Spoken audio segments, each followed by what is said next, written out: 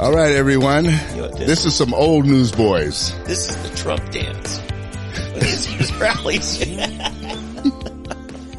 Yeah. You're in the moment now, people. Excuse me, David. You got me there. Yeah, the Trump dance. That is the Trump dance. Yeah, we're in the Trump mood today. Yeah. Oh, my goodness. Speaking of Trump. Yeah. Get Trump. Get Trump. Get Trump. That's it at all costs. Yeah. That's the name of the new book by what's his name? Alan Dershowitz. Alan Dershowitz, yeah. Who is not a fan of Donald Trump, but to his credit, Alan Dershowitz is a fan of the Constitution of the United States and liberty, and which we are not seeing much of these days, which is sad. Yeah, Dave, these people they're insane. Yeah. Our entire nation is under siege, and it truly is Trump derangement syndrome, and they won't quit. There's actually a name for the disease. Yes, Trump derangement syndrome. Yep. TDS, for short, since I can't apparently pronounce the name of the illness. But they won't quit. They will not quit. And see, this is the problem with Republicans, conservatives, and tragically Christians. Mm-hmm. It really is. I don't know what to say. I don't know what to do. I'm really troubled. See, you've got two types of what I would call people in the more conservative, the non-liberal, non-democrat camp. Okay, you got the liberals, the radical Democrats and liberals, progressives, and so forth. Okay, it starts all the way over with the Antifa crowd, the just loony nuts people. Okay, which includes all of your bisexual, radical transvestites. Yeah. Now here to their credit, listen. I understand that homosexuality is a thing. Okay, I have never, ever discriminated against anybody for their sexual preference.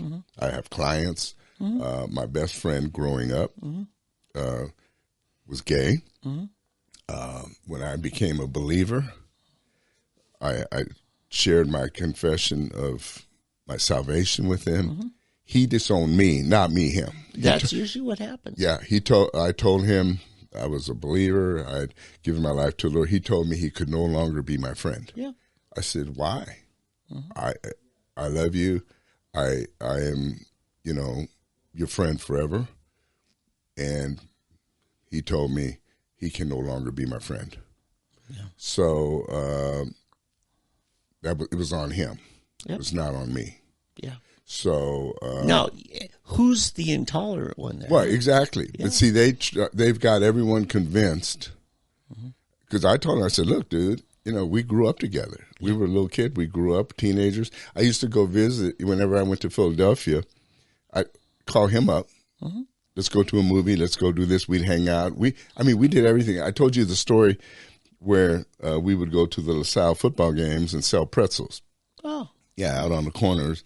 And then one time, I think I told you where we went to, we were going to the movies, and this panel van drives up, and the guy says, fellas, you want to make some money. Do you remember me telling you this? No, I haven't heard this. I didn't tell you this. No, was this Cheech and Chong's panel truck? No, it was just a panel truck, and we came up in this panel truck. Hey, fellas, I need some boys to help me pick up groceries to deliver to people. And I was 12, he was 13. Wow. And we looked at each other and said, in fact, I may have been 11. He was 12. So anyway, so we jump in the back of this panel van.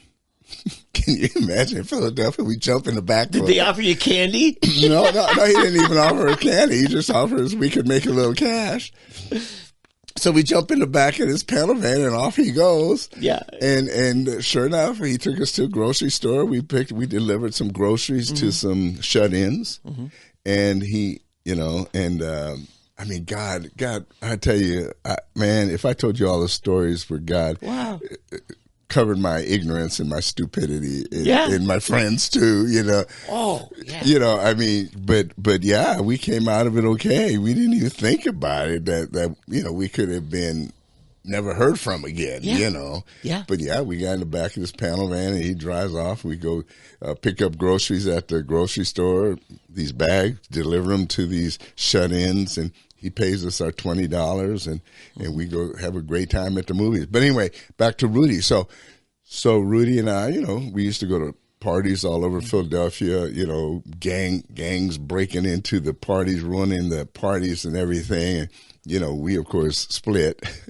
These other guys are on the street gang fighting and stuff, and we're just visitors. We're thinking, we're gone, But we fished together. We did all of this, and my family, they were worried about me. They thought I was gay, because I'm hanging with this guy, and I didn't think anything. I never knew he was gay, but he finally, came out and told me he was gay, and I told him after I told him I was a believer, he told me he was gay, and I would have to say what did it, and God saved me through this. He always wanted me to join and become a choir boy in Philadelphia. Yeah. At this church where we all went to Catholic school. Altar boy or choir boy? Choir boy. Okay. And turns out all the choir boys, they were all gay. Okay. I mean, it was one of those things where and I never became a choir boy. Okay. And I think God protected me there. Yeah. I don't know why I didn't become a choir boy. My parents, my aunt, my uncle, I don't know. Somebody kept me from being a choir boy and, probably protected me from all of that. But anyway,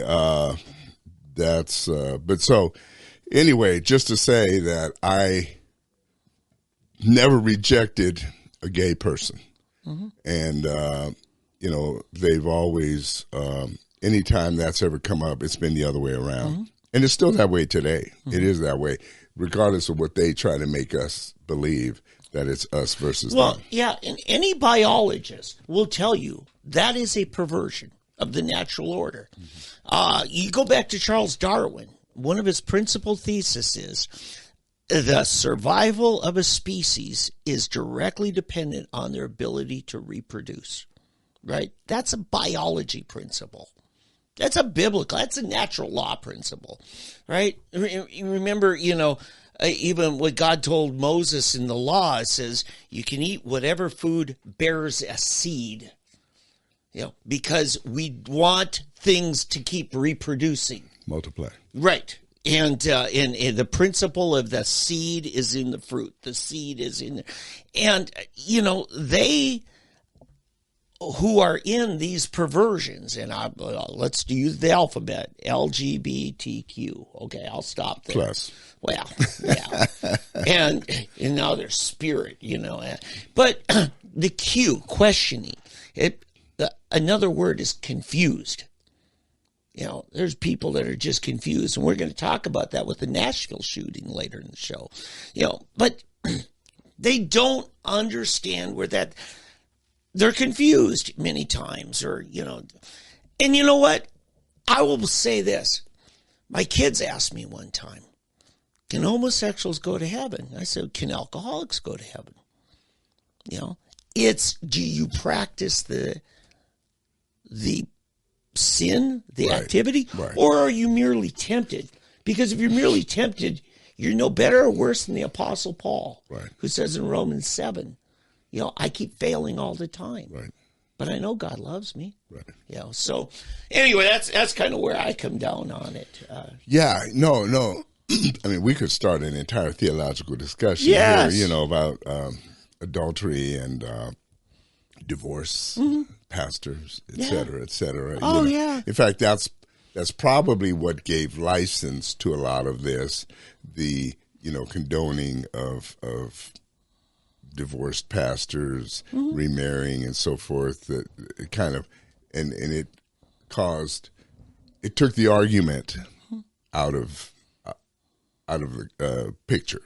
In other words, how can we condemn or how can we question this when the Bible also talks about this? You know what I'm saying? Right. Yeah. How can you come down against us and yet you allow this? So that's that is a question. If the Bible says that, divorce is a sin against God, and this is a sin against God. Yeah. And funny and how... yet you allow this, and you got divorce. You got pastors. There's a certain guy right now that everybody is re-elevating to to a major ministry, who's been divorced, I think, 3 or 4 times at least.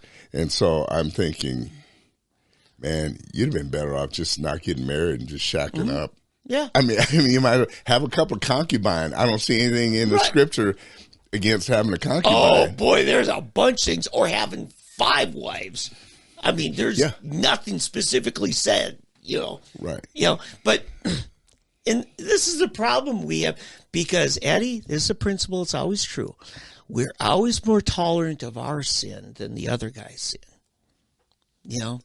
It's easy to pass judgment on somebody else's struggles than our own struggles. Yeah, that's why I'm real careful. I honestly try not to judge other people's sin. Yeah. The only time and the only thing that I really come down on is others coming down on us for our faith. Yeah. So that's why I literally loathe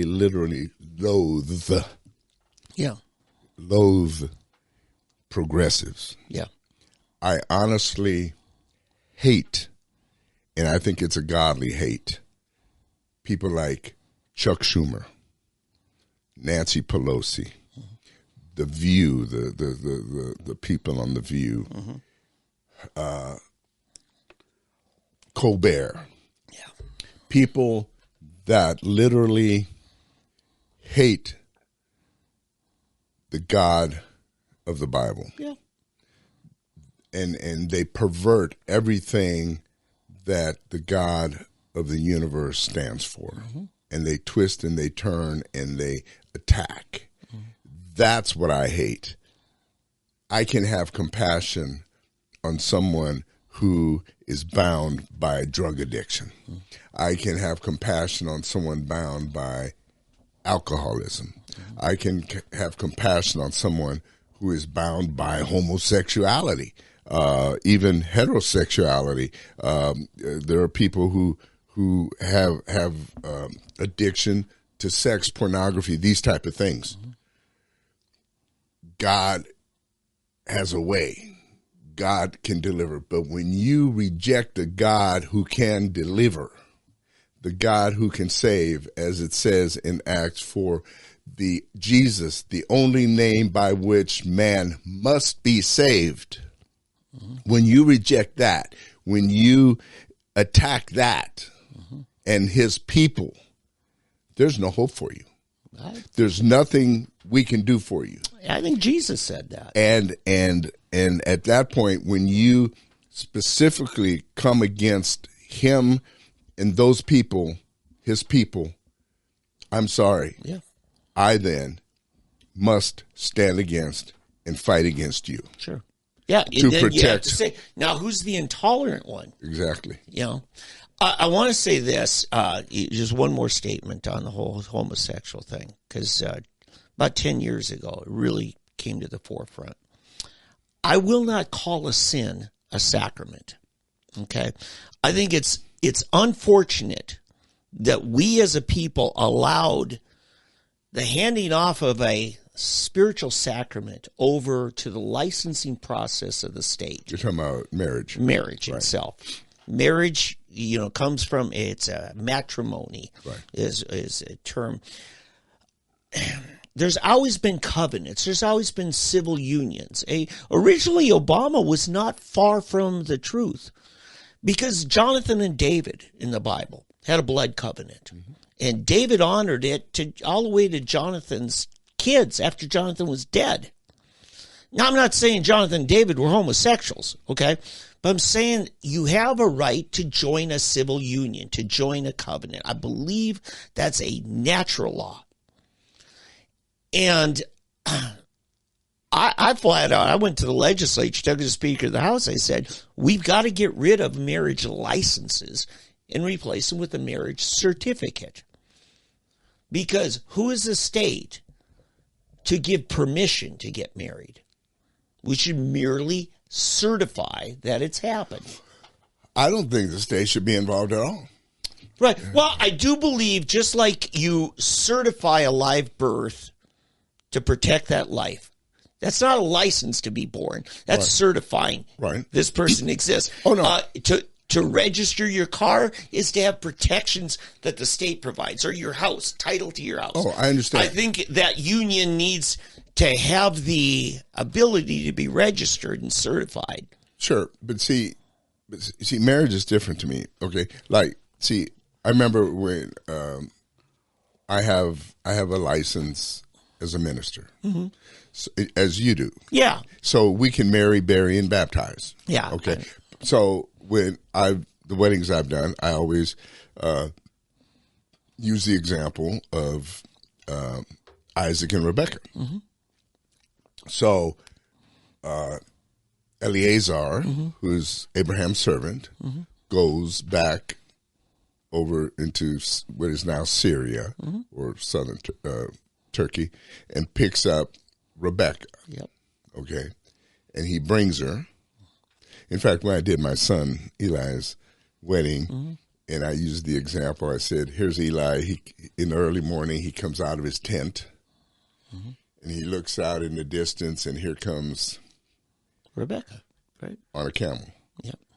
Oh, no, Isaac comes out of his tent. Isaac came out. And here comes I just replaced Eli and Andrea and Andrea, my daughter-in-law. Oh, your kids. My son, I say, Eli, just picture this. Eli's your son. Right. So here's Eli, gets up in the morning, he's coming out of his tent, he looks and here's Andrea on her camel.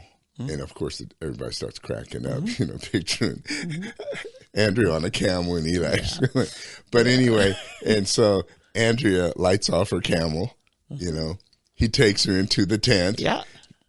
End of story. Yeah. No license, no preacher, no nothing. No audience. No, they were happily married for the rest of their lives. Exactly. That was it. Sure. And so you don't need a license to be married. And I've always had to discuss my daughter in particular. Really, she doesn't agree with me. She thinks I'm nuts because I don't think people have to be married. And I always ask her, they went to a certain Christian school here in town for a good part of their schooling. And I always ask her, of all of those kids that they went to school with, think of the ones who have been married and divorced a couple of times, right? Did that marriage actually benefit, that getting that license to marry, did that actually benefit? And yet I know my mother and father, for example, had these friends that never got married, but they lived together for 50 years until they died.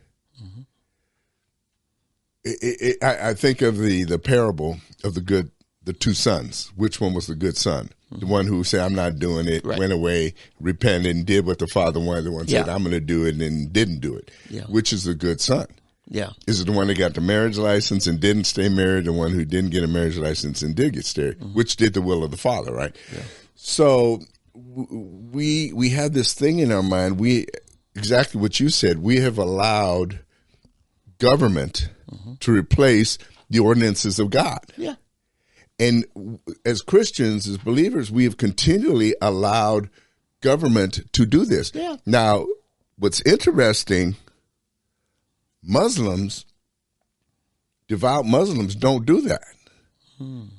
Sharia law. Yeah. In their minds, Sharia supersedes American U.S. law, Right. German law, French law, whatever country they live in.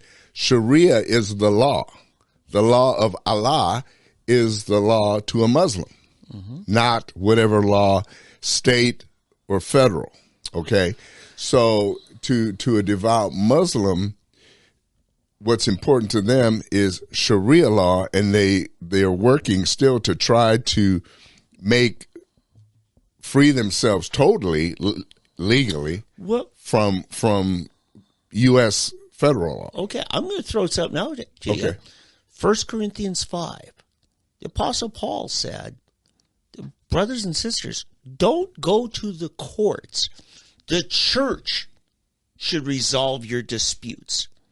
That's not any different than what Sharia law is. Right. It's the church saying, no, we will handle our discipline between ourselves, amongst ourselves. And so I don't have a problem with that. Right. So long as it's part of a voluntary membership in an organization that you submit to the authority of. Right. The problem with that today is how many of us trust. I mean, how much trust do we have in the leadership in our churches?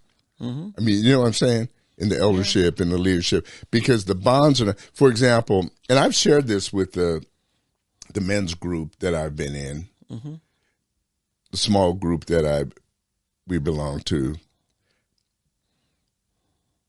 I say, I'm sorry. I like you people. I think you're good people, but I don't trust you.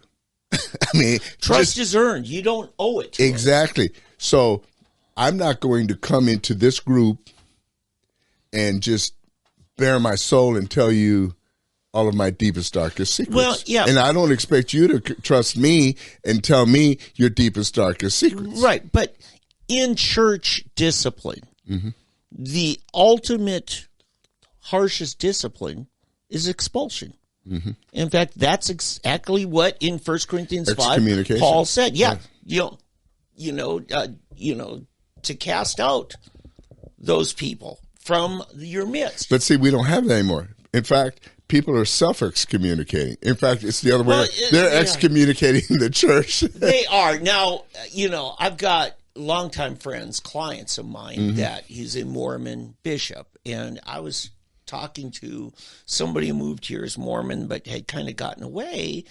And I thought, well, they just had a bad congregation or part of it. So I called the bishop, was talking to his wife, and I said, these people had a bad experience, and I know you're good folk. We have great spiritual fellowship in that.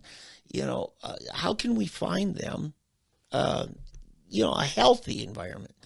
And she says, well, depending on where they live, it's determined for them which local congregation they're assigned to. It's geographical. And I'm like, holy smokes, these Mormon folk take it seriously. Oh, they do. They don't let you pick your church. No. Well, see, here's the reason. Here's what ties them a little more tightly.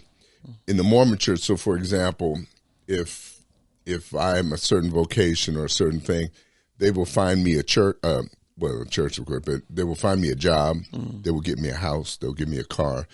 They will get you set up. So they'll say, Eddie, we've got the perfect fit for you, but you got to move to Houston. Yeah. So I got to pack my family up. We move to Houston. There's a house waiting, a car waiting, a job waiting, everything's set. Now, when you get there, everything you earn, you pay us a 10th. Right. Yeah. So I know the rules going in, and everybody's happy. So when you enter into that, you already know. So if I don't want to play by the rules, then they, they take away their house, the car, the 10, and that's a problem. And it's fair. I mean, but it's fair because you entered into that covenant going in. It is from a business contractual point of view. Well, but even, but see, that's exactly what you're saying. If we honor the marriage covenant through the church versus through the legal, you see what I'm saying? Yeah, I agree. What you're saying, I don't submit to the church for my marriage. I submit to God and your partner. The three, right? The three of us, right. And there are some things that are not even up to my church. But at the same time, Dave, if you violate that vow and that covenant that you made through with God and your spouse through the church, right, then the church has the right to break their covenant with you. But here's where I was going with it. Are you enjoying this? Is this good? Are you taking notes? When you take something which Apostle Paul says clearly are a personal conviction, such as observing holy days. Paul said, no, I treat every day eating like meat, the Sabbath. Yeah. And all these things. So, and churches by their nature go off beyond the principles of the clear sound doctrine and go off into teaching about, dress codes and, what entertainment you can frequent, I mean, I was told, pool halls and bowling alleys are sinful, Movie theaters. Yeah, so, churches tend to, governments tend to creep into areas they don't belong. Yeah, sure. Something should be between me and God. Yeah, but if you really look at it, the body of Christ is still there is a covenant between you and the body. There is. And therefore you do owe something to the body and they owe something to you. Now, absolutely. Now, if that body is too constricting, then you need to leave that body because that body then has overstepped. Right. And so, see, I think that's, this is such a... and I've run into like Jesus Revolution. Right. And this is why you had the Jesus Revolution. Yes. Because the body had gotten to the point where it did not have room for a new generation of young people. You need shoes in order to worship God. That's essentially what they were saying. And you've got to cut your hair. Yes. In fact, I have to tell you this quick story. Okay, so I'm at Texas Tech. I'm an unbeliever. I had an afro out to here. Yeah. And so I'm a cameraman and at the ABC affiliate there. And I'm out there and I'm listening to these yahoos, the producer back in the studios, the switchers and all that. And so I'm trying to keep it together because they're just mocking. It was a Church of Christ show. Oh. And they had a panel of these Church of Christ pastors. Oh. And they were discussing long hair. Yeah. And they were talking about how Jesus would not have condoned the long hair.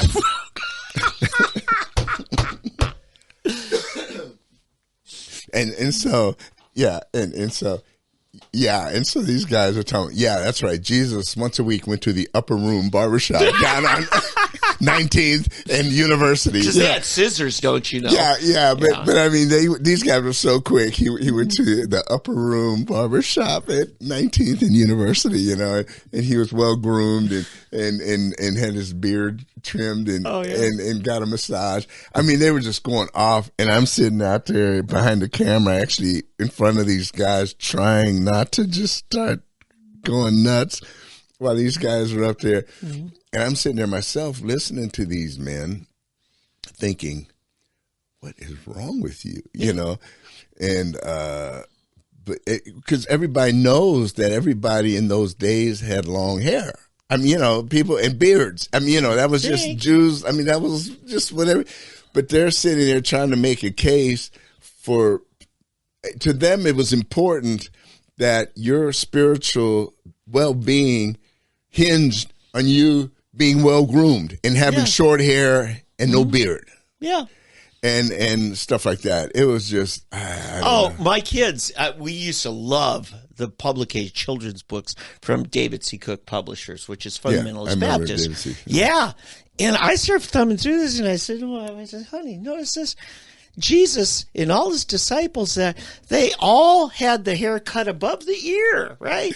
And it came down his crop just so it didn't touch his robe, right? His robe, right? So, but it was kind of longish on top, but didn't go over his ears, And I'm just like, how stupid is this? Yeah. But it was a good book. They write good children's material. Yeah. It's just. Yeah. It's these things. So anyway, back to our thing on the marriage covenant. I mean, marriage covenant, homosexuality, all of that. It's like we as men can, or as mankind, not includes you women as well. We don't want to leave you out, but there is a line that must be drawn, which is freedom of your spirit to follow God.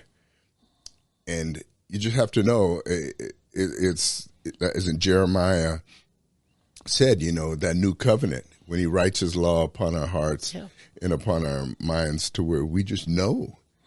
We know. And the more restrictive a church is, or the leadership of a church is, the more it takes away our ability to have that freedom to make the right choices of our free will. It's like our government. I'm going to switch now to the state of the United States. The difference between a Democrat and Republican-led government, and even I'm not trying to say Republicans are perfect, because we have Republicans that are wanting to do almost the same thing. I mean, we still have certain Republicans that have forgotten their purpose and what freedom really is. But Democrats in particular are wanting to make more and more rules, but at the same time to give less and less punishment to breaking those rules. So, for example, think about it. They want to get tougher and tougher for gun violations, right? They want to take away your freedom to carry a weapon, to carry a gun, to do these things. But when they catch people that have guns and use guns and commit crimes with guns, the punishment is very small. So they're not punishing people for those crimes. They're not punishing assaults. They're not punishing murder to the fullest degree. So what good is piling more and more and more laws with less and less punishment? If you had more punishment for less laws, you would have less crime. And this is the difference. A book by Thomas Sowell, to me, probably his greatest book. It's not the easiest. It's probably not the most popular, because it's not a very easy book to read. It's called A Conflict of Visions. If you get a chance and you have time, it's one where every page took me about 2 hours to read. Yeah. Because I had to read over and over and over. Yeah. But A Conflict of Visions deals with this, that the difference in visions is that you have basically a restrained vision and an unrestrained. And as believers in God, we have a restrained or constrained vision. In other words, we believe that we can't just do anything. We are bound by a universal, or the law of God, basically. It's a higher law that there will be punishment for what we do at some point. And so therefore it causes us to behave because there's an ultimate punishment. The unconstrained view believes there is no such thing, and therefore, but at the same time, that man is going to evolve and just naturally evolve into a point where everything's going to be beautiful and everybody's just going to do what's right. Mm-hmm. We're not going to do it because we've got this ogreish God to punish us. We're going to do it because it's just beautiful. It's the right thing to do. And this is what we're seeing. This unconstrained vision is taking over, or has taken over. And what we're seeing is unconstrained violence, unconstrained crime, unconstrained morals, unconstrained everything. Mm-hmm. And it's just turned and as Klaus Schwab finally stepped in it and said, leader of the World Economic Forum, you will own nothing and you will be happy. That is the ultimate totalitarian universe. Yeah. And I want to say this. if your morality is based on the legal code, your God is the state. There's just no other way to put it. So, there's just some things I won't hand over to the state. Not anymore. No, you can't. You can't. Yeah. So as far as my views, we're running into this in other traditionally very Democrat nations, Australia, Canada, England, in that, where your freedom of speech, you can't even say certain things, just that they are your moral convictions. You'll go to jail.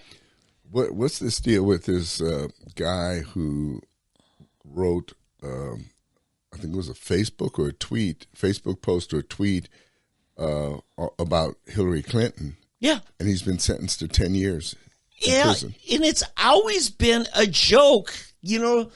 Republicans vote on Tuesday, Democrats, you get to vote on Wednesday. Right. That's always been a joke. Yeah. And he just said, hey, forget voting, just, respond to this poll. And, it's nuts. No, we are in a dire situation. And so, anyway, get back to our original deal here. The Trump trial madness. Yeah, this goes right into Goes back to that. He is being arraigned on Tuesday. He's supposed to turn himself in. Thank God for the Secret Service. They have basically told them there will be no handcuffs. We're not going to have a perp walk. We're not going to have all of that. If there's any perp walk, it'll be the Secret Service accompanying him into and out of, and there'll be no spectacle made that you may want, or he's not going to have a coat over his head and all of that kind of thing. So it's going to be different from what people expect. This whole thing is trumped up, pun intended. It's ridiculous. The statute of limitations has run. The case is based on a liar who has been a proven liar. There's no case here. There's no case. They found a judge that apparently hates Trump. They're just milking this for all they can. We'll see. If they go through, they're going to try to drag it out as long as they can, I'm sure, because as soon as it goes to any type of appeal to any court that is a fair court, it'll be thrown out, overridden, and gone. But it's just silly that we're in this state. And the main reason I believe that this is being pushed now as it is because the heat is on. The heat is on the Bidens over their own corruption. Yeah. They're squeezing Hunter and the rest of the family, and they can try all they want. It's not going away. The Congress needs to turn up the heat more and more. The more they turn the heat up on Donald Trump, the more they need to turn it up on the Bidens. They need to reveal more and more. The media needs to dig deeper. They need to reveal more and more. They need to go after it harder, not less. And Donald Trump basically needs to use all the dollars he has at his disposal, and anyone else, to flush out any leakers, any talkers, to really expose the Biden crime family. Yeah. That's what needs to happen.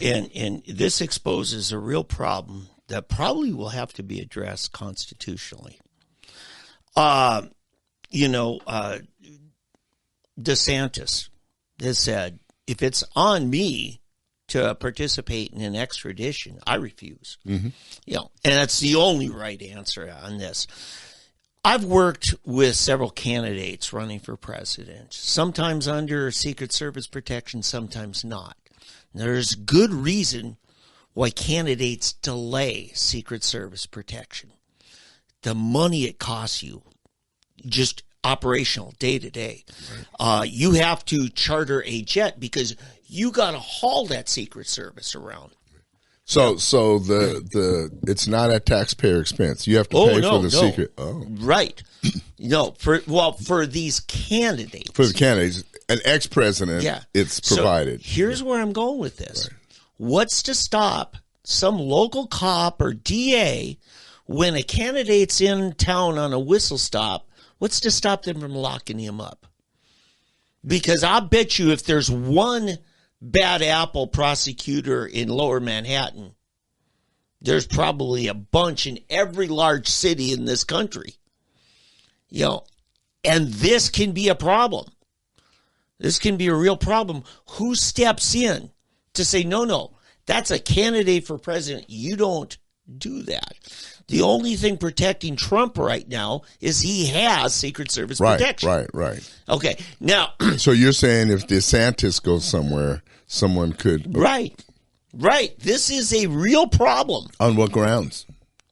They can make up whatever. That's what they're doing to Trump. They're just making up a whole cloth for some incident that statute of limitations is run on it. Yeah. And it's based on a fishing expedition. They have no evidence. Yeah. And so, but this is a real problem. We have a constitutional provision for members of Congress. When Congress is in session, nobody can arrest them when Congress is in session. Because otherwise, Davy Crockett's riding his horse from Tennessee, and he's going through Virginia, and they don't like how he's voting, and they arrest him in Richmond on his way to D.C. We foresaw that potential. Right, in fact, that's part of why we took the U.S. Capitol out of Manhattan. I've been to a Capitol last summer in Lower Manhattan, right across from New York Stock Exchange, and it had to be neutral territory. That's why they put it there on the Potomac. So we've got a problem with this, and it's going to have to be addressed. We didn't have a need for it because there was civility. We no longer have that base civility. And No, we don't. Yeah. We don't. And I'll tell you something I'm reminded of. It's Booker T. Washington's address at the World Exposition. It was the World's Fair in Atlanta, 1895. And he gave a speech. And he basically said there were two ways that the history of the United States or the future of the United States could go regarding Black America. He said that Black America would either become 1/3 of the prosperity of the United States, or they would become 1/3 of everything bad that happens in the United States. And sadly, it's gone the other way.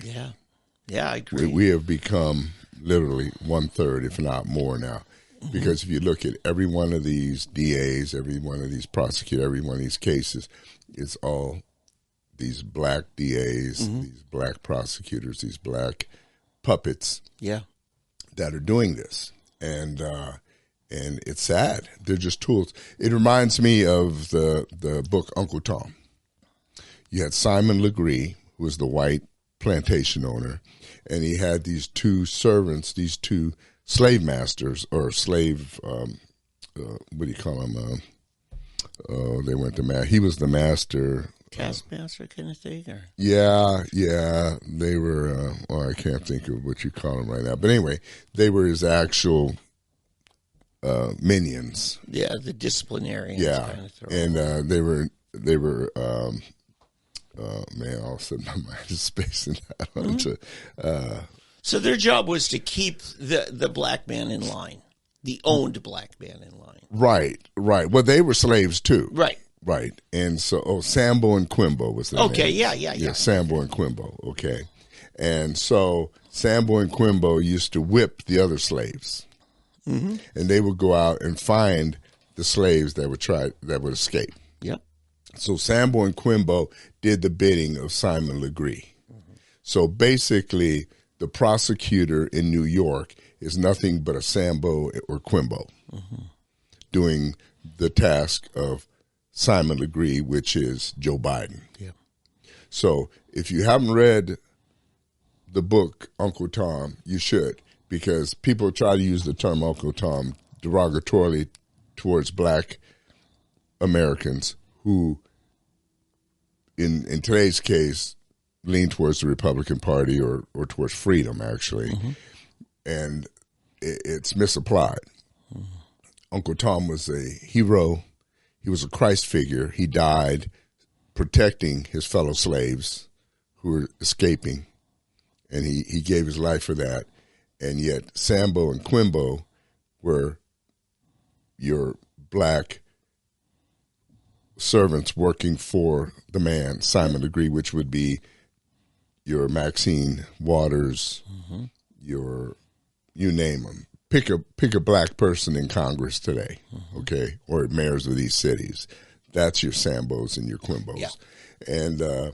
And that's what, those are the real villains in the black community. Yep. And that's what a lot of people don't know, and a lot of people don't understand. Yeah, it doesn't matter what color the guy's skin is if he's still working for the master. Right. You know? And Joe Biden is Simon Legree. Yeah. I mean, he is Simon Legree. And I got to tell you, one of my clients who's since moved to another city, and I can't say where, he called me up about a year and a half ago. He said, one of my golfing buddies is actually Secret Service, but he's not in full presidential detail like he had been. But he said he gets called particularly when Biden is going to Delaware. So he's working mostly weekends. And this client of mine that I've known for 30 years, he said, Dave, sometime I got to tell you the stories he's telling me when we're out golfing. And then he never did. And I realized that Secret Service guy would get in heap big trouble, because what goes on in the residency, they're sworn to privacy, secrecy on.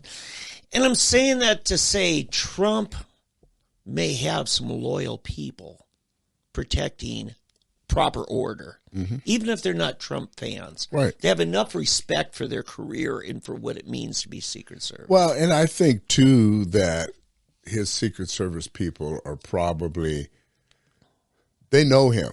And see, Trump, from everyone I've seen that ever actually worked for him and around him, is very loyal because he treats them very well.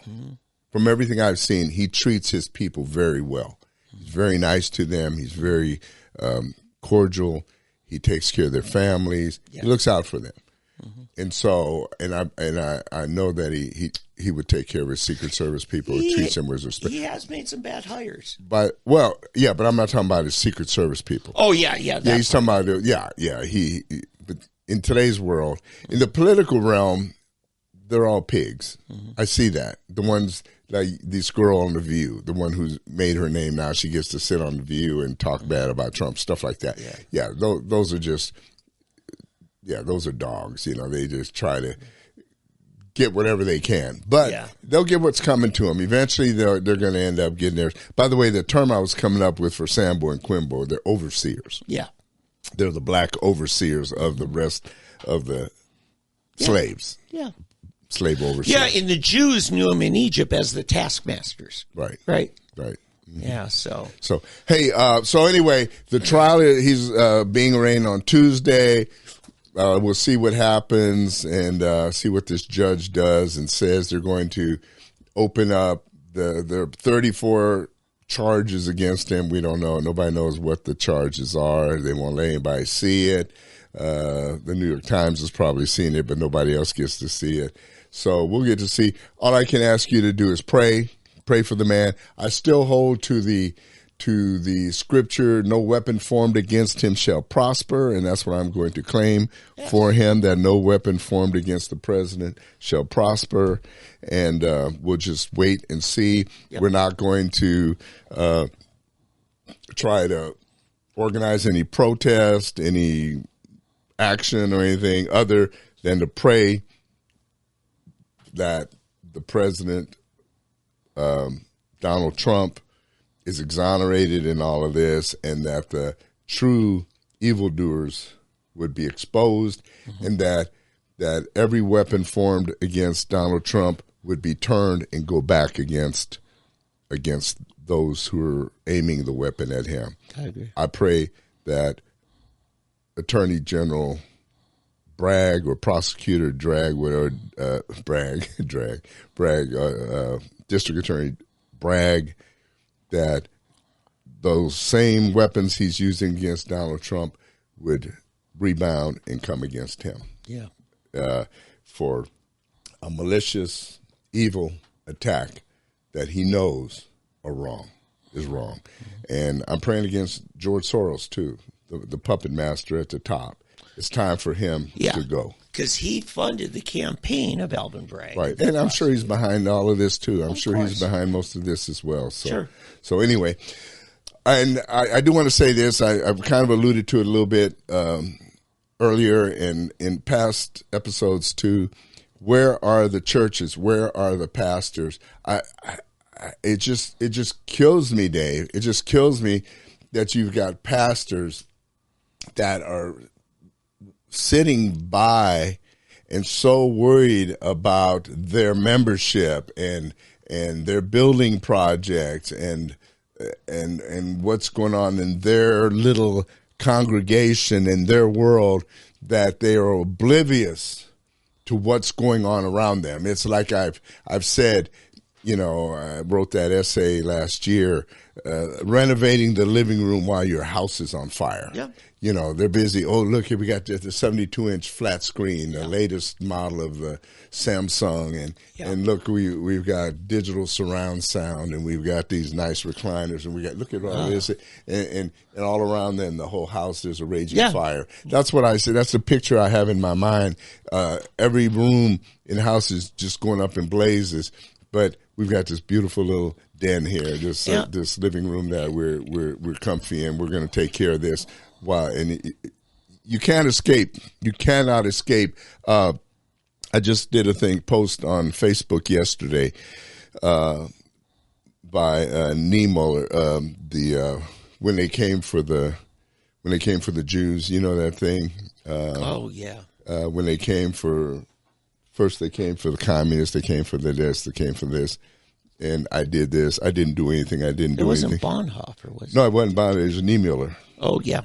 Niemöller. And then finally it says, when they came for me, there was nobody left to speak up for me because they'd already taken them all. Yeah. And so honestly, that basically is where we are, people, because let me see if I can find it, if it's on here, because it's something that let's see if I've got this, if I can find it. I probably can't find it, but my post. Let's see if here it is right here. Oh no, this is the other one. I was a little bit prolific. Yeah, I was feeling it yesterday. Oh yeah. Yeah. I know I was out of town. You wanted to roll camera yesterday. Yeah, I wanted to do it yesterday. You were ready to roll. Oh, yeah, here it is right here. It says, first they came for the socialists, and I did not speak out because I was not a socialist. Mm-hmm. Then they came for the trade unionists, and I did not speak out because I was not a trade unionist. Then they came for the Jews, and I didn't speak out because I was not a Jew. Mm-hmm. Then they came for me, and there was no one left to speak for me. Mm-hmm. Today, it would be they came for the Trump supporters, the MAGA Republicans, black conservatives, January 6th protesters, anti-abortionists, those who believe in protecting the borders. And I said nothing because I was not one of them. And eventually, they're going to come for you. They're going to come for you, and there'll be nobody left. Yeah, I tell you, the radar went up when they deplatformed Alex Jones. And I made a point to start listening to what this guy had to say. Because the reason why they cut out your tongue is they're afraid of the power of your words. And a lot of conservatives now are realizing, oh my God, I said nothing when it happened to him. And 2 years later, it's happening to all of us. So we've got to be proactive. Oh, we've got to. You've got to write your congressman. You've got to your senators. You've got to speak out. You've got to, and if you're a pastor, you've got to speak to your people. Yeah, you got to tell them they cannot just sit quietly and put up with this stuff. Yeah, and the other thing we can't allow ourselves to do is be distracted by things that aren't the core principle. Because take Alex Jones.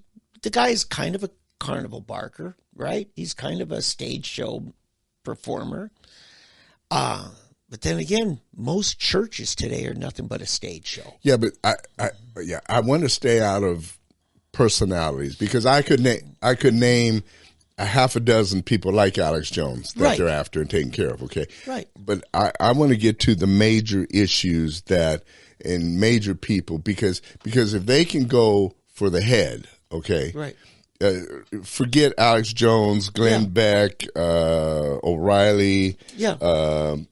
Name them. What's Matt Taibbi, who the IRS is at his house when he's testifying in front of Congress. Yeah. All of these, because these can kind of be obscure.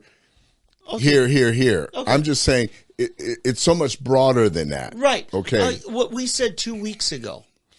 A non-disclosure agreement is an essential principle when you got somebody who can distract from a promotion, right? From a campaign. Brands do it, corporations do it. Just to make it simple, somebody who can kind of create a sideshow and a distraction. Right. It's simpler just to say, here's somebody, go away. Now, so people are going to say, but he was hanging around with a porn actor. Everybody knows that now, right? Right. So nobody cares. Right. And here's the thing. He says, I didn't have any sexual relationship with her. Right. And she said that too. Right. Okay, so they got them both on record. But that's the thing they're going to, watch this circus thing. They're going to make it about, he was having affairs. Yeah, but everybody knows that. What I'm saying, they've taken it from that because that didn't stop it. I don't think there's a person in America. Yeah. Okay. Unless you, but I don't think there's a person in America, if on earth, that doesn't believe Donald Trump was having affairs or even with Stormy Daniels. Right. Okay. What I'm talking about is the distraction they seem to always throw up to take our eyes off of a very fundamental principle that's being violated. Right. But what I'm saying is, right. So, but now they've taken it from that to making it a criminal offense for him to try to bury that back then. Yeah. So that's what this is all about. Because when that didn't work, now they're trying to take it to another level. Right. They're trying to take and man, I guarantee you half the people sitting in judgment against him probably have non-disclosure statements or deals with somebody somewhere. Yeah. But Jonathan Turley, who's one of the most respected liberal legal analysts, has said this is a joke. It's a charade. Alan Dershowitz. Dershowitz says, I want him to run again so I can vote against him. Yeah. So you got people who are not being distracted from principle, and thank God that they're willing to step up to a microphone and a camera and say that. And I'm just saying to the average person, the average religious right person, don't be distracted by what we all know. Donald Trump has been married several times and had other women besides. Okay? Right. We all know that. We all know that, exactly. But that doesn't mean his civil rights can be violated just because he didn't fit your moral code. Exactly. Yeah. Thank you. Thank you. Okay. Now, something else that has been exposed here that I've been saying probably for 30 years, maybe 40, is, and it goes back to the 7 mind molders, or some people would like to try to, the people that stole the whole idea, the 7 mountains. Okay. What are you wanting your children to be? What is their vocation? Conservatives have been asleep at the wheel. Tell me about this. Okay. If you look at the 7 mind molders, which came out in the 80s, 1983, Bill Bright, founder of Campus Crusade for Christ, and the founder of Youth with a Mission. Mm-hmm. I'm trying to think of his name real quick. These are people from our neck of the woods. Oh, yeah. Bill Bright's from the Tulsa area, Coweta. Oh, really? Yeah. I didn't know that. Oh, yeah. You drive out to Coweta, it says Bill Bright Memorial Highway. Oh, wow. Okay. Yeah. Be proud, Beverly, Oklahoma. his wife, is also from Coweta. Well, be proud, Oklahoma. Coweta? Right. Or as they say in Oklahoma, Coweta? Right. And the folks with YWAM, aren't they from Fort Smith area? Right on the Oklahoma border. No, I don't think. Well, I know Twyla Paris was very involved in her family. The Paris. She's from Fort Smith. Yeah, they're actually over in Siloam Springs. Oh, that's right. Even closer. Siloam Springs. Yeah, Siloam Springs. That's right. Right. But no, Lauren Cunningham is the other one who is from California. But anyway. Right. They wrote this book called The Seven Mind Molders, and in it they spoke of the 7 things that shape culture in society. And among those are the legal profession, media, arts, entertainment, sports, and there's several. There's 7 things. I don't know them all right now. Christians, in particular, and a lot of conservatives, Christians in particular, the greatest thing your son or daughter can do would be to become a pastor, youth director, Christian music artist, and on the female side, marry a pastor or a Christian musician and so forth. A teacher. Those are the education is the other area, which is an important one. But see, so what's happened with the radical left, they have basically infiltrated those areas. Yeah. And those 7 mind molders are the legal area. The judges have been taken over by your radical left. They have taken over that. Another one that has been taken, believe it or not, is our military. And the area particular that they took over is military intelligence, okay, which they're able to now have basically blackmail evidence against many of our leaders, military leaders and so forth and so on. So you can pretty much negate people doing things by having the goods on them, okay? Yeah. So you've got military, you've got the legal profession, the media, another area, nothing but the left.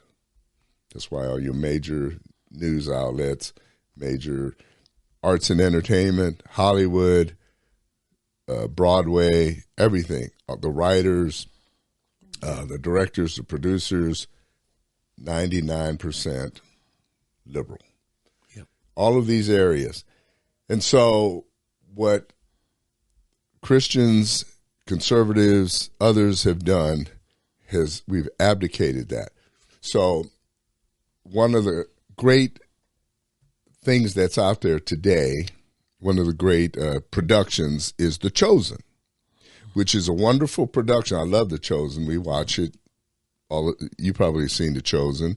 Parts, yeah. Most people that I know now, believers, watch The Chosen. Mm-hmm. It's a great retelling of the story of Jesus, okay? What we're not seeing is these same minds, these same intellects telling relevant modern-day stories and issues from a Christian perspective and a relevant perspective of life today. Now, the Jesus Revolution is a good one. It goes back to the history of the Jesus Revolution in the late 60s, early 70s, okay? Mm-hmm. What we need is relevant stories about the attack on faith today. You take the shooting, I want to go to this now, the shooting in Nashville. Mm-hmm. It was at a Christian school. Yeah. Okay. 3 young grammar school, not high school, 9-year-old, not middle school. We're talking little 8, 9-year-old children and teachers were murdered, callously, cold-bloodedly killed in Nashville, Tennessee at a Christian school for doing nothing but showing up to go to school that day. Mm-hmm. What has happened in the media? What is going on in the media? They have turned the victim out of the killer. Mm-hmm. The killer is the victim. There's no reference, no care, no mention of the 3 children that were murdered by this person. Yep. The real victim to them is this poor so-called transsexual person. Mm-hmm. That's the person they want everybody to feel sorry for. I'm sorry. I do not feel sorry for them. Mm-hmm. I do not feel sorry for them. I feel sorry for those 3 innocent children who will never get to experience being a teenager. And the 3 dedicated educators. Never experienced being teenagers or being grown-ups. Yeah. Never getting to choose what they want to do when they grow up. Yeah. This other person got to grow up and make a choice and made a poor choice at that. But when we get to the point where we are willing to excuse a murderer for murdering children, something is wrong with our society. Mm-hmm. And NBC, ABC, CBS, CNN, you name them, PBS, I don't care who you are. The View, you are disgusting. Mm-hmm. You are disgusting. And you need to know it. Yeah. When you can get to the point where you have no compassion for the children that were murdered or their families in lieu of the person who killed them, and want to sit there and have compassion and feel sorry for that person who basically shared a tweet with their friend stating, I'm going to die today, that knew and voluntarily, willingly decided to die. That was on them. They made that decision to die, okay? They decided. Those children did not decide to die. Those teachers did not decide to die. She took that from them, and you guys are disgusting. No one should watch or listen or read anything you have to say. You have just disqualified yourselves from anything you have to say. And that's all I've got to say. And I've got a take on that. I want to get into something very much based on this. Why don't you take care of the Integris deal that you normally do each week, because it builds on that. Oh, you're talking about Low T Center? Yeah. I know Integris is invested. Well, no, it's not. I was right. It's not it was wrong. It's just, okay. Yeah, I'm sorry. It's another group. It's just Low T Center. Yeah. Yeah. I hate to. I'd rather just go ahead. Okay, I'll go to it. Eddie's going to talk about that more. I want to talk about mental health and some of the most powerful drugs that can do both good and evil in mental health, and it's hormones. And hormones, especially hormone replacement, can do a lot to stabilize and do good and to heal and to restore good health. And Eddie will get into that more. But when you unnaturally inject hormones, you can create killers, okay? Especially when a woman who has spent years, decades with a woman's hormonal complex, and then all of a sudden radically start taking testosterone. It throws the brain. And I'll say this. I was talking to a doctor about a particular person, a woman in childbearing years, that she had a pretty significant mental health issue and had to take drugs. And her family had told the doctor, there's times of the month she's not getting enough medicine, and there's times of the month she's getting too much.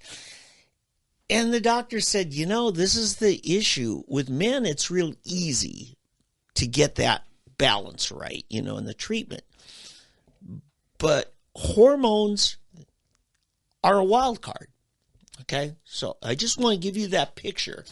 Because, Eddie, you're a married man. You know that it takes a particular grace, to deal with sometimes when your wife was in, childbearing years, right? There's times a month that are better than others, okay? Maybe not your wife. She's a saint, I know. But I know a a woman, Eddie. Okay. You mean only in childbearing years? Yeah, but see, that's a unique thing that's somewhat predictable, right? Yeah. And it's got physiological signs following, right? That tell you, oh, this is what we've been dealing with. Okay.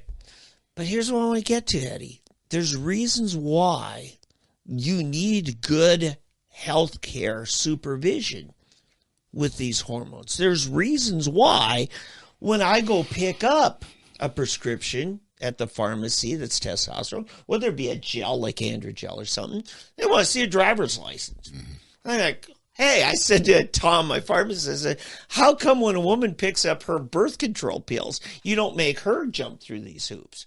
And they said, testosterone's a particularly powerful thing, okay? And we want to control who has access to it.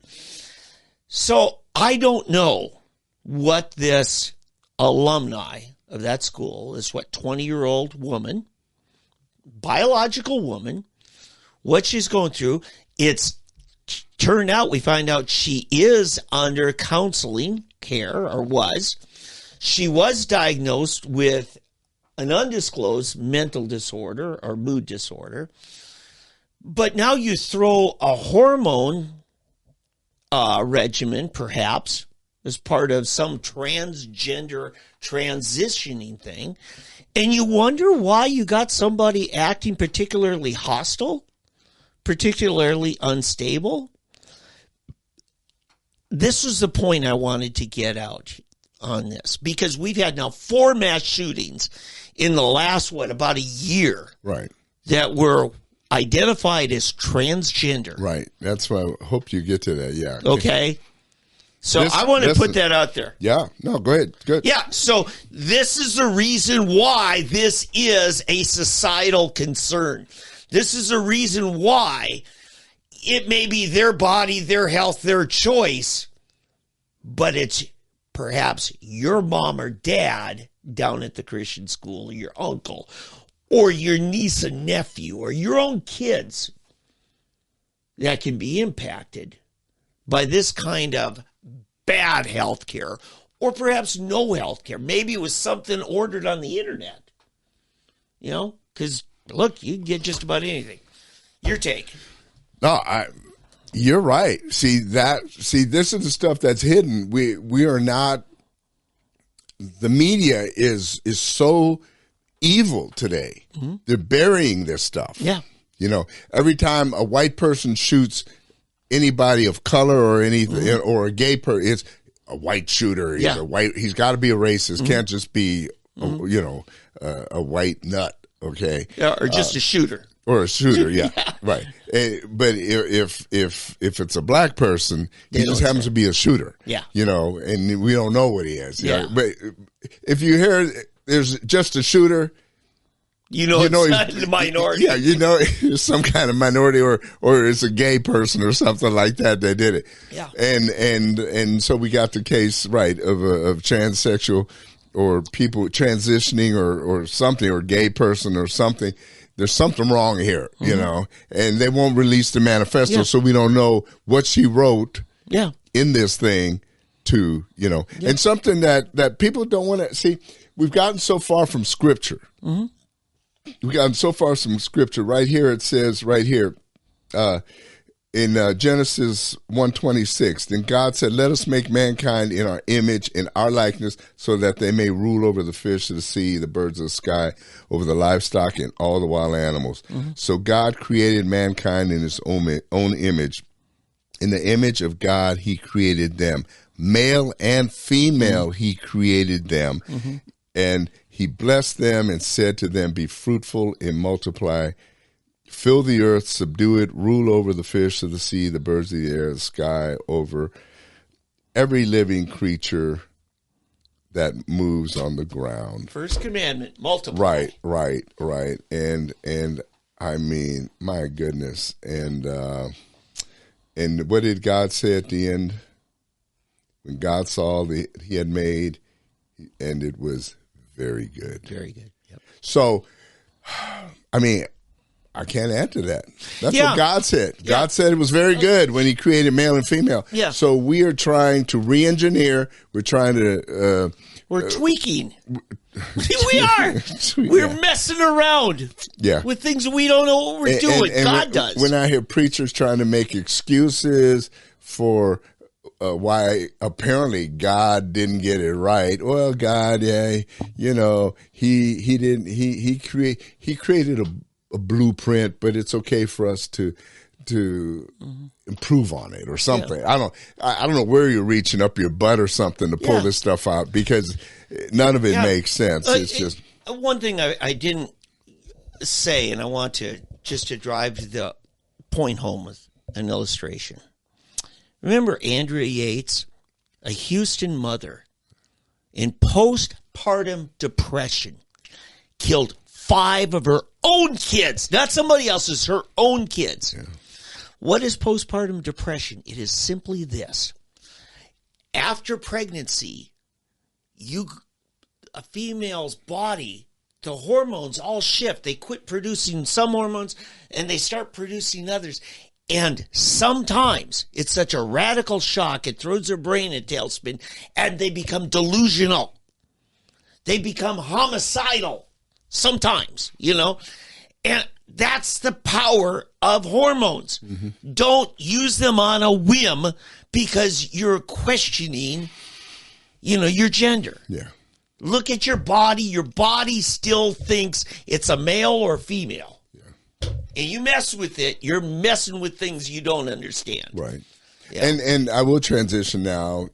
I do Low T Centers of America are a sponsor. Yeah, I needed to give you a break. You were pretty worked up with your monologue. Yeah, I'm upset about what's going on. Yeah. But the Low T Centers, this does fit because as men age, as you get up into Dave and my age, I'm a bit older than him. But our testosterone begins to diminish, our body's natural producing testosterone. And so that's why we tend to sag, we lose our muscle tone, we get tired easily and so forth. Your mind also can degenerate. So testosterone is a male hormone that is naturally produced for men until it doesn't naturally produce as much. Mm-hmm. So you go to the Low T Center, and there are other places, but the one of choice for me personally has been Low T Center, and they have other supplements they can give you. But what I like, they evaluate you, they do blood tests, they check you out. For me, they've been very helpful. I have a blood clotting issue that they've helped me with, and they've diagnosed certain other issues. So I can't recommend it any more highly. It's in Tulsa, South Tulsa, at the Big Speed line behind Hideaway Pizza, South Memorial, just behind Hideaway Pizza, just south of Chick-fil-A. So you turn to Chick-fil-A, make a right behind Hideaway Pizza, and you'll find Low T Center. And they'll give you a free evaluation for your first visit. And then from there, if you want to go back and receive testosterone or beta shots, vitamin shots, or whatever you want, or other advice. Some of you, if you feel frisky and you need some help in the bedroom, feel free. You can. They've got some of that help too. But generally, just for your health, mental, physical, I think it's a great place to go, and I respect them very highly. Yeah, and they probably saved a lot of marriages. Yeah, and maybe lives. I would even. Oh, I definitely believe that. In fact, I have to. My blood clotting is so bad. I have blood like mud, and so I didn't realize that you could go. I go to Oklahoma Blood Institute, and they told me to go there, and I dump blood. I give a pint of blood every month. Really? And they throw it away. Why do they throw it away? Because nobody can use it because it clots. Oh. But so you could go spend time in the hood and not worry about being shot because you won't bleed out. You'll just clot. Well, thank you. Yeah. I should say, I got that joke at Comedy Cellar. Can you shoot me again, please? No, I I got that joke. I was at the Comedy Cellar in Manhattan with my son this summer, and a guy up there, he's one of the early comedy routines. He says, I got the vaccine, the COVID vaccine. I got the blood clot shot. He says, I don't worry about going out there without protection because I won't ever bleed out. I got the clot shot. The clot shot. Oh my goodness. Yeah. Well, and Eddie, I have to say, based on all what we're hearing about these COVID vaccines with the spike proteins causing blood clot issues for a lot of people, for you, this is already a serious issue even without a vaccine. Yeah. That's why I take non-clotting pills for the rest of my life too. Yeah. But still, this helps by dumping blood. Yeah, it would. And I got to say one more thing. But back to the low T center. Yes. But that's how I wouldn't have known. They told me that you can go here and it'll help you with that. Yeah. And sure enough, it's helped me. But if I'm serious about something, let's say I've got to get back surgery. I don't go see a podiatrist, right? Right. You want to see somebody who deals with this day after day after day. I appreciate a family practice physician, appreciate general practitioners, but you really want people who've seen just about every scenario. Yeah, you'd be surprised how few people really understand the importance of testosterone in men and estrogen in women. Yeah. I mean, really, it's kind of crazy. Yeah. You understand it. Oh, and, yeah. And my wife, I don't know about your wife, but my wife understands the estrogen situation. Oh, absolutely. But it's very critical. Dr. James Dobson said his own mother was going through all kinds of problems. And, she was psychotic at one point. And finally, and he's a psychiatrist, Dobson is. He was at University of Southern Cal. They're at their hospitals there. He finally says, let's check her hormones. Found out she's totally depleted estrogen. They started giving her estrogen shots. All of her mental health symptoms all went away. So sometimes it is hormones. Yeah. And what I love hearing, the news you're telling us about the Low T Center, is they're bringing on experts and staff to focus on women in aging and their issues. Right. And when they do the battery of blood tests, for example, they can determine if you're pre-diabetic, my liver enzymes, kidney function, all of these things. They give you a printout and let you know, and then you can go to your primary care physician and let them prescribe whatever you need to get yourself squared away. So probably one of the best gifts you can give your parents when they turn 50, mom or dad, is set up an appointment to the Low T Center. Or yourself. Or yourself, yeah. Hey, I've got one other thing that I would like to deal with. I know you have something. Yeah.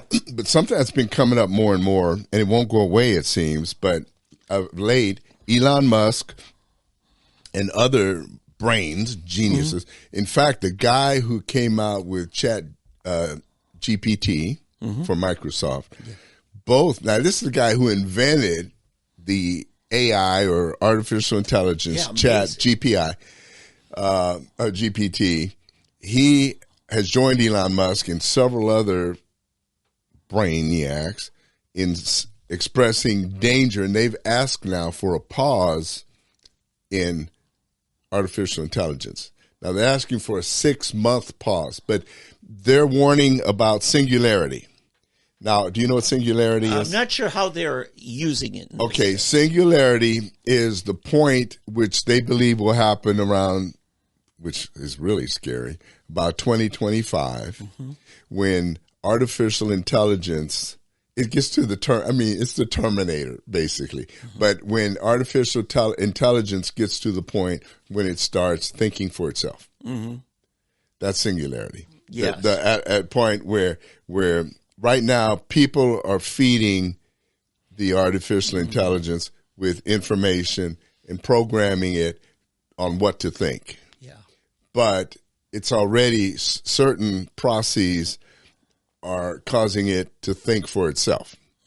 So singularity is when, computers start thinking on their own for the next step. And they're warning Elon Musk, and the guy I heard this morning on Fox Business, he's the guy who basically came up with a program for Chat GPT for Microsoft. He too says that it's scary, it's dangerous. We're at a danger zone where computers literally will begin thinking for themselves. And his greater concern is that they're going to be at the point where they're going to replace humans in every job that does not require physical labor. Right. Yeah, and I talked to owner of a very large software and applications company, a longtime client of mine. He said he had to hire 2 programmers. They decided to hire one and then implement Chat GPT to write software for their company, specific for their clients. And here's the problem, Eddie. You're part of the baby boomer generation. I'm at the tail end of it. Pat Robertson said, almost 35 years ago, we're running into a problem because we killed off through abortion the generation that would support us in our old age. And just about every industry now is facing a personnel shortage, manpower. There's a lot of jobs going unfilled. And ironically, it's just about the time the baby boomers are all retiring. So now I'm hearing people making a push for a new baby boom. You know? On one hand, but on the other hand, it's replace them with computers. Computers or robots. Or bring in massive immigration. Well, yeah, that's the other thing. They're trying to find all temporarily, kinds of ways. But at some point they'll be replaced by robots. And robotics already have been a part of, the modern assembly lines, all kinds of things. And for 100 years now, in the medical fields, we've had these kinds of moratorium conversations that medical ethics has to catch up with innovation. We've seen it, you've read That Hideous Strength, right? That touches on that, keeping a brain alive, even after the body's dead.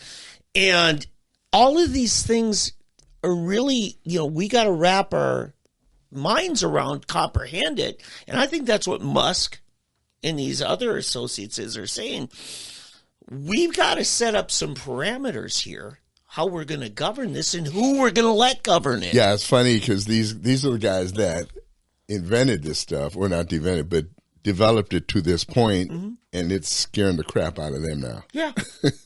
Can you imagine? It really is. It's like Dr. Frankenstein. They created the monster, and now that the monster's here, they realize, oops, what have we done? Yeah. They're starting to see the reality, and they're not happy. Yeah, and I'm very concerned right now. Social media, take for instance, if you post something that gets you banned or gets censored or taken down, 99.9% of the time it was a computer algorithm that took it down. Yeah, like my earlier little rant. Right. Might and get us. I've had that happen on social media where something I posted and they said, if you want to appeal it, click here. And I did. And sometimes I get a response. They said, yeah, it messed with our computer algorithms and looked like it was something we don't allow. And therefore it automatically takes it down and asks you, if you think it's good, you appeal it. Right. And they said it's actually through that appeals process that our algorithms, our computer sensors get smarter. What's weird is on Twitter, like when I write something, like I said, I call somebody an idiot, or I say this statement is idiotic or, an imbecilic or something, and then it'll say the term idiot or imbecile is not a kind term. Are you sure you want to use it? Yes. It's a yes or no. Was that on Facebook? No, on Twitter. Okay, because I had that happen on Facebook. Yeah, and it says, are you sure you want to use this? Yes. And I say, yes. And boom, it just lets it go. Eddie, I kid you not. This happened to me 2 years ago on Facebook. I'm on my phone typing a comment or a post on Facebook. I hadn't clicked send, hadn't clicked up, and that popped up. That tells me Facebook is actually reading my phone and monitoring it before I even post it. Mm-hmm. That's how much Zuckerberg and his friends know what's inside of your phone and even what's inside your head before you even post it. Yeah. That's how scary this is. Yeah. No, it is. So singularity, people. Singular. Remember that term, singularity. Yeah. It's when AI, artificial intelligence, is no longer artificial. It's just intelligent. Yeah. Got some Oklahoma news. All right. Okay. Now, as you know, last week, Eddie and I were both handling other things, so we weren't in studio. I actually had the Tulsa County Republican Convention I was at. It was a great opportunity for me to connect with some of the leading lawmakers and agency heads, including our friend Ryan Walters, which you can see it. It's last week's post. I just decided to compile a bunch of those and put them up. And I got a great clip of Ryan's speech. The big issue is this education agenda of Ryan Walters, which he's been very successful uptown, very successful. And it's driving the left in Oklahoma nuts. Yeah, I've seen it on Twitter. Okay. They're just going nuts. So the other component of it is our legislature. The Republican caucus, which, you know, they're 80% in both the House and Senate's Republican. We're that powerful. They both have ideas of how they want to bring competition in our education system by, if somebody doesn't make use of our public school system, which, you know, is funded at about $10,000 per kid, at, you know, county, state, and federal government. Right.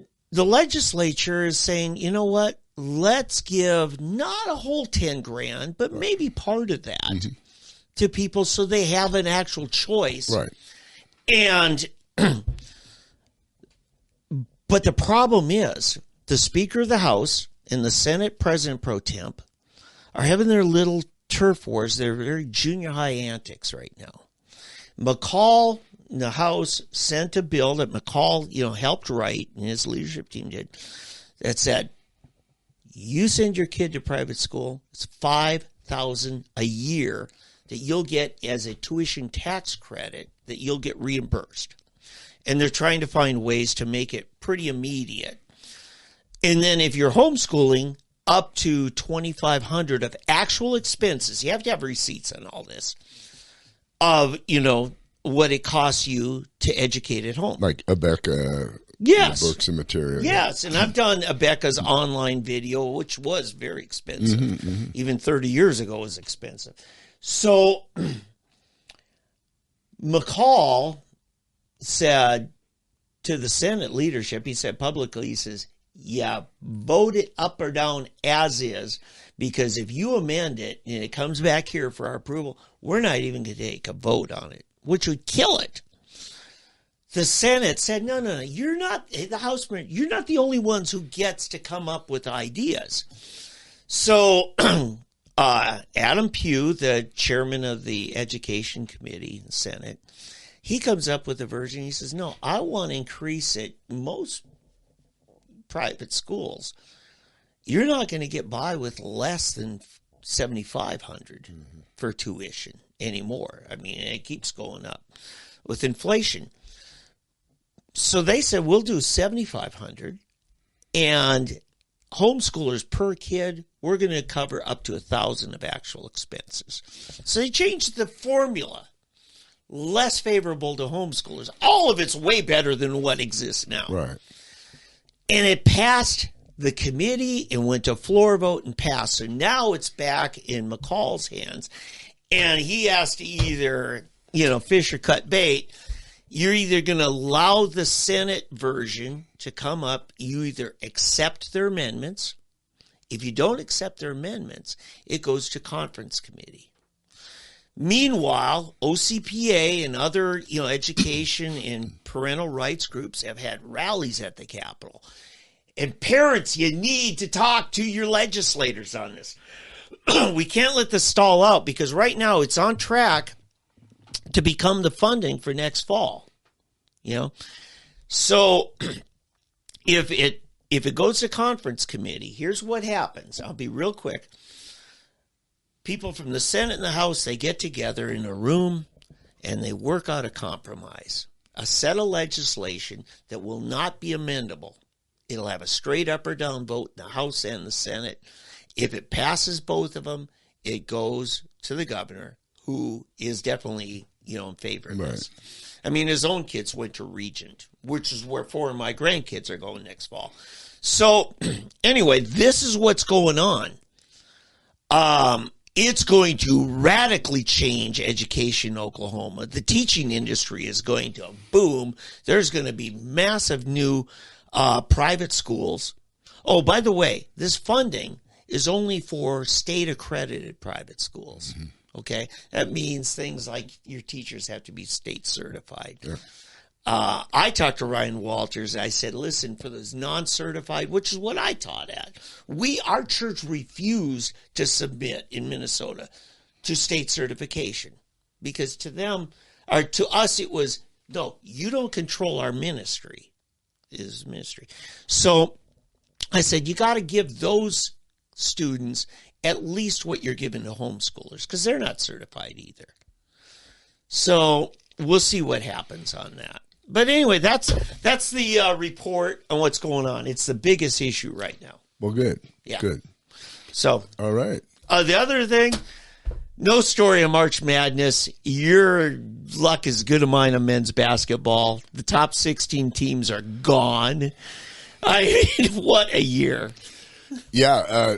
To me, the big story is Caitlin Clark. She's the young lady from Iowa. Yeah. She's just killing it. She set a new record. She had 2 41-point games in a row here. Yeah. The Final Four game is tonight with them. They just ousted South Carolina the Talk other about night. that. They were losing to an undefeated top team.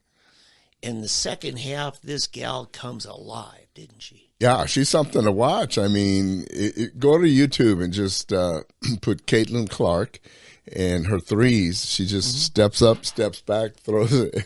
I mean, from way, as they say, downtown. I mean, the girl's just unbelievable. She doesn't play like a girl, as they say, Can I tell you something about Iowa? Go ahead. I remember as a kid, one of my teachers, a history teacher, was also a basketball coach. And he happened to mention to us, he says, do you know in Iowa, now this is back in the 70s, in Iowa, girls basketball is more popular than boys basketball. Really? It's like wrestling in Iowa. That's the thing. I couldn't believe that until I realized the full story is the big winter sport is wrestling in Iowa. Yeah. So if you couldn't make the wrestling team, you might go out for basketball. That's it. But the girls' basketball is incredible. It's about the best they get is Iowa high school girls basketball. Wow. Caitlin Clark, she is something to watch. Tonight is, last night was the game. I think the final is tomorrow night. Right, yeah. So it's them, and I can't remember who they're playing for the final game. Oh, gosh. LSU. Oh, that's right, LSU. I actually got to watch some of the LSU game. So it'll be Iowa and LSU in that final. And then tonight is the men's Final Four round, which is also kind of weird. The teams in it, like San Diego State and Florida International. Florida Atlantic. Florida Atlantic. Yeah. Might as well be Florida International. Yeah, one of those second-tier schools. It's not Florida State or the University of Florida.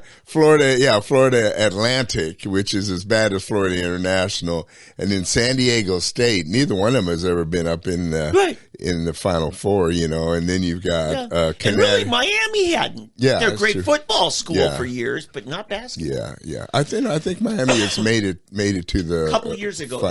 That's right. And then you got UConn. UConn's been there a few times, but in fact, I think think UConn won it a couple of years ago. Oh, they've won it a few times. Yeah. Yeah.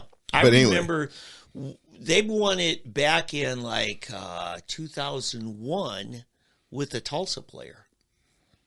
Yeah, because I was going to Evangelistic Temple Church at the time, and the children's pastor said he got a picture afterwards, signed, after he won. He said, I wanted to make sure, my children's pastor and my youth pastor got a picture. Thank you for investing in me, because he's talking about his spiritual development. It wasn't Azubuike, was it? I can't remember the name. Because I think Azubuike, where did he play? He played at Kentucky. He was at Kentucky. Now I think he went to the pros. I think he went straight, But anyway. UConn, and they were part of the old Big East, right? Yeah. Along with all those Catholic schools. Yeah, which were basketball. I don't think most of them even had a football program. St. Joseph and Temple, weren't those all the old Big East? A lot of those Philly schools. Yeah, Villanova, all of the LaSalle was in there, all those, Drexel, all of those. They're coming back to me, all those old. You remember a very colorful OU coach that went to the championship game, Billy Tubbs. Back in the mid-'80s. And he was getting ready for his final, and he got a question at a press conference. They started naming all of these upstart teams that won it. And he mentioned, Villanova and I forget, one of those. Anyway, there are a couple of. And he said, what do you attribute this to? And Billy Tubbs smiles, says, Italian coaches. Jim Valvano, I think, was one. Now McGuire with Marquette. Right. McGuire's. I don't think he was Italian, but anyway. But basketball. It's just one of those sports where now the parity has just gotten. It's to where there's. Well, yeah. I mean, if you can dribble a basketball and shoot, you can come out of anywhere. You get. And unlike football. You only need 5 guys. Yeah, and you can only have so many on a team. Yeah. You can't stack a team because the players aren't going to put up with it. Right. You know what I mean? They're not going to put up I got to play, and they'll go, if you don't want me, I'll go somewhere else. So. Which goes to our whole issue you and I have talked about with the transfer portal. Yeah. Now, SIL. you sign a kid doesn't mean you got him 4 years. No, exactly, yeah. In football, they still got them where they got to keep them for till they're 21 or a certain. Think about it. 2 years. You're a university. You commit to a 4-year college education, but he only commits to 1 year. Right. In basketball, football, it's got to be 2. Is it 2? Okay. Yeah, 2 or 21. You got to be 21. Oh, really. The NFL set different rules than basketball. No, I'm talking about. Not to going pro, but I'm talking about to transferring. Oh, to transfer. Yeah, the new transfer portal that they've installed. Oh, yeah, transfer. You can transfer any. That's what I'm saying. Oh, yeah. And then what we heard in football is these kids are getting offered guarantees of name, image, likeness. Well, yeah, the NIL, but they're reviewing that. That can't. It's just the Wild Wild West right now. It's just so crazy that they can't keep it up. I mean, the ones who got in it early, they benefited, but that's got to stop because you can't. It won't survive. Yeah, it's just how do you phase it out? Have you heard about this girl? Did we talk about that last week? 2 weeks ago? There's the gymnast from LSU. Oh, really beautiful blonde model. I mean, she should be a model. In fact, she probably will one day. And I don't know how good of a gymnast she is, but everywhere she goes, she's got this army of boys that just follows her fans, her fanboys. And they're just there to see her. And she has bodyguards traveling with her, but she's got like a 6-figure, millions NIL contract already. And she's like a freshman or sophomore. Oh, yeah. Yeah, I don't know her name, but in fact, it was funny because I was in Dallas last week, and I was at my sister-in-law's or my niece's house, and she has 2 high school boys. One's an 8th grader, and one's a sophomore. And so I was there, and I was talking to my sister-in-law, who was over there with the boys, and I was talking about this girl, and my sister, what? Who are you talking about? And her mother, and my niece too, and the boys instantly said, "Oh, you're talking about." So the two boys knew who she was. Yeah. They named her. They know. All these high school boys know who this girl is. Right. And I said, yeah, that's her. But it's just so funny that this girl has this star appeal, and she's got this $1 million NIL contract just because she's pretty and she's a gymnast. Well, yeah, because up till now, if you're an amateur athlete, best you could hope for is your pictures on a Wheaties box, right? Yeah. I mean, that was it, right? Yeah, you've reached the pinnacle until you go pro. But you can see in pro sports, I mean, the people, Chris Evert, Kornikova, I mean, because if you got the look and you've got credibility as an athlete, and you're going to have your own clothing line. I'll tell you who missed out by a year is Abby Steiner, the track athlete. Yeah. She went pro now. She's pro already, so she's got a big deal with Puma. Oh, sure. But when she was at Kentucky, I mean, she and what's the other one? You say she missed out.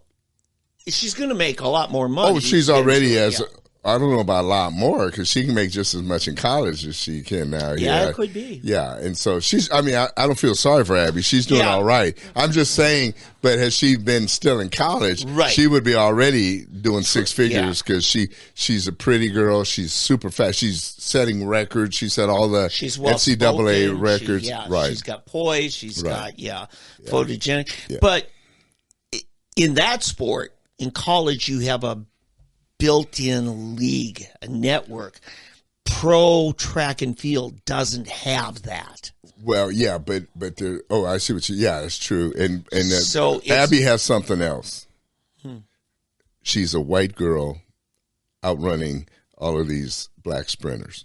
So she's very unusual. She won 100 meters, 200 meters, and 400 meters. She's outrunning all these girls, which is like she's in today's world. The Jamaicans and the Kenyans. Well, she can't beat the Jamaicans, but she's beating all the Americans. Okay. Yeah, which is crazy. Although they beat the Jamaicans in the 4x4. Yes. Yeah. They beat them last year. That's a tough team to beat. Oh, and in the two. No, they beat them in the 200 meter. What do you call it? Relay. Relay. Yeah. They beat him in that, which is 800, I guess. It'd be the 800. 4x200. Yeah. Yeah. And they may have beat him in the 4x100. I can't remember, but anyway, if you get a chance on YouTube, I'm sorry, we forgot you were there. This is like Dave and I.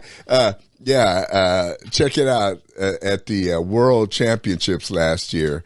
The U.S. beat the Jamaicans in the 4x100, 4x100, and Abby Steiner and Janet Prandini, I think is her name. She's another. And speaking of Italians, so it was a very unusual, which was really interesting because you had two white girls, two black girls, and beating these four Jamaicans.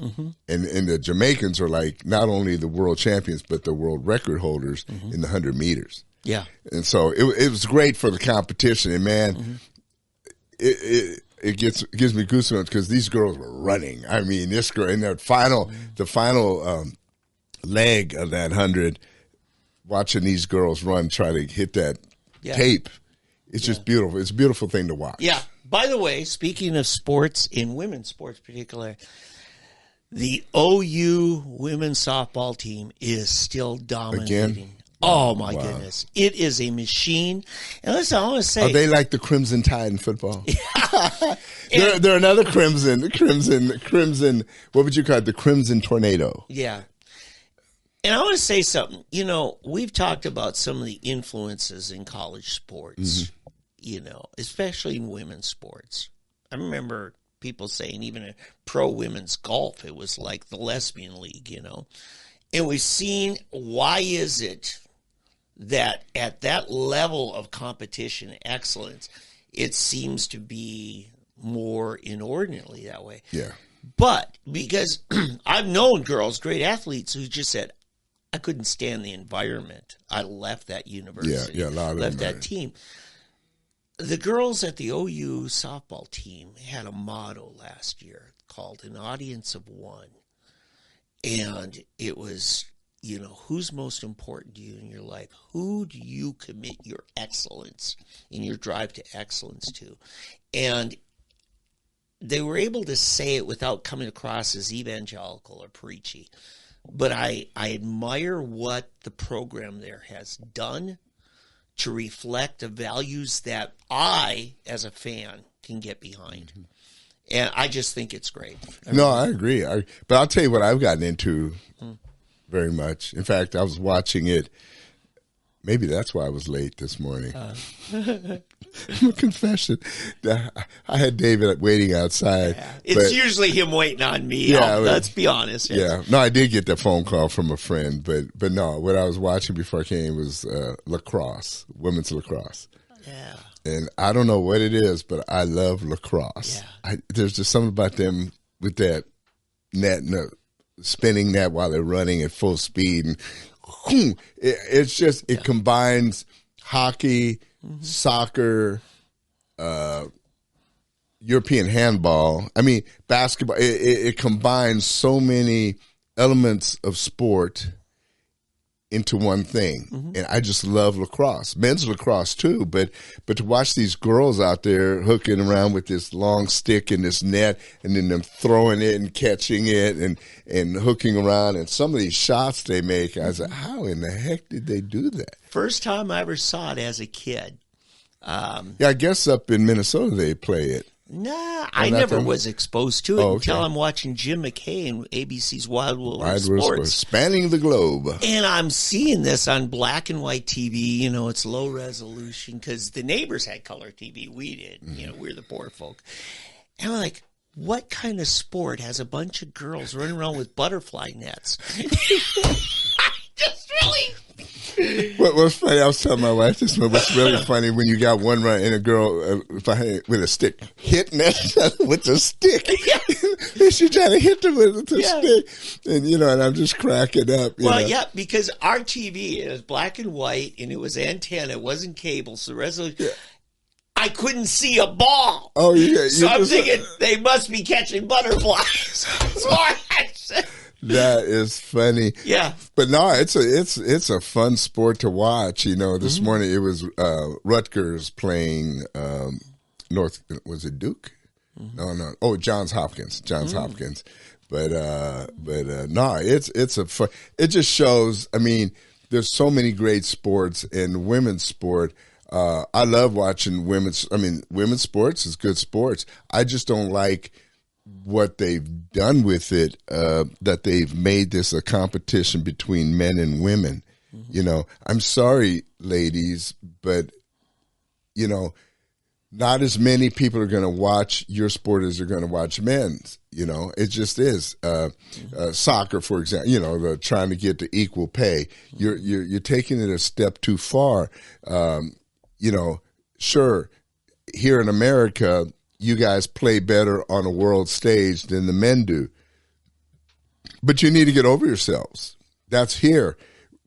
When worldwide, it's still, what a lot of people don't know is that the women's soccer, the professional, we're talking World Cup wise, they play against under 16 boys. That's how they practice.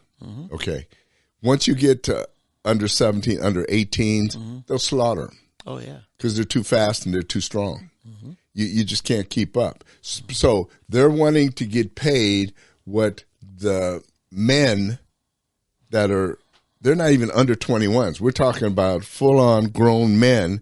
If you put the women's soccer team against the men's soccer team, it'd be 20-0. Okay? I mean, it wouldn't be, but they want to be paid as much or more than the men's soccer team, even though the men are playing against people with skill level even 5 times beyond theirs. Yeah. You look at English Premier, the level is so far out there, German, South American, the level is so advanced, but you're trying to say you want the same money, even though when we play at the men's World Cup, it's hundreds of billions of dollars that go into that, and then you go to the Women's World Cup. It's a tenth, if maybe not 100th, of the money invested, but they want the same cut as the men going to this other one. I mean, nobody's thinking. Well, I mean, somebody's just, it's ridiculous. Yeah, but the marketplace needs to be what decides it. Yeah. I don't believe in minimum wage. That's what I'm saying. Yeah. And I remember as a kid, tennis was my sport. A little guy could actually be good, right? So, and I was a little guy. Jimmy Connors, John McEnroe, Arthur Ashe, great guys. Now you have a hard time finding an American in the top 20 because our society did not support tennis here like they did in Europe and Australia. And that's why we haven't developed it. And they're killing it by keeping Djokovic out, Djokovic, because he won't get a vaccine. Mm-hmm. He won't get the vaccine, so they wouldn't let him come into the United States. Are you kidding me? That's insane. Yeah. Stuff, And that's why I'm done with you. Yeah. If you're all about that, U.S. Tennis Association, I'm done with you. Well, that's what, and they've managed to kill the sport. Yeah.